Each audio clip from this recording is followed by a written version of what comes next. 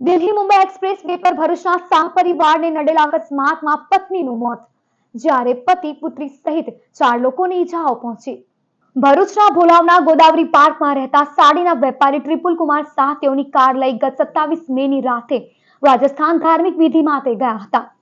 તેઓ સાથે કારમાં 33 વર્ષીય પત્ની ભાવિકાબેન, 2.5 વર્ષની દીકરી તક્ષી, 55 વર્ષીય સાસુ નૈનાબેન અને 75 વર્ષીય દાદી સાસુ સુરમીલાબેન શાહ સવાર હતા। રાજસ્થાનના નિટોડા અને કછોલી ગામથી વિધિ પતાવી કારમાં તેઓ 30 મેની રાતે ભરૂચ પરત ફરી રહ્યા હતા। શનિવારે મળસ્કે 4:20 કલાકે તેઓ દિલ્હી મુંબઈ એક્સપ્રેસ વે પર કરજણની હદમાં પ્રવેશ્યા હતા। ત્રિપુલભાઈ કાર બીજી લેનમાં ચલાવી રહ્યા હતા, ત્યારે બોડકા ગામની સીમ નજીકથી પસાર થતી વેરા એક પિકઅપ વાને તેઓને ઓવરટેક કર્યા હતા। આગળ અન્ય બીજું વાહન ચાલતું હોય શાહ પરિવારની કાર પિકઅપ પાછળ ઘૂસી ગઈ હતી। કારની સ્પીડ વધુ હોવાથી અકસ્માત સર્જાતા થોડે દૂર સુધી ધસડાઈ હતી। આ અકસ્માતમાં કારમાં આગળ બેસેલા પત્ની ભાવિકાબેનનું સ્થળ પર જ મોત નીપજ્યું હતું, જ્યારે કાર પાછળ નાનીના ખોળામાં બેસેલી 2.5 વર્ષની તસ્કીનો આબાદ બચાવ થયો હતો।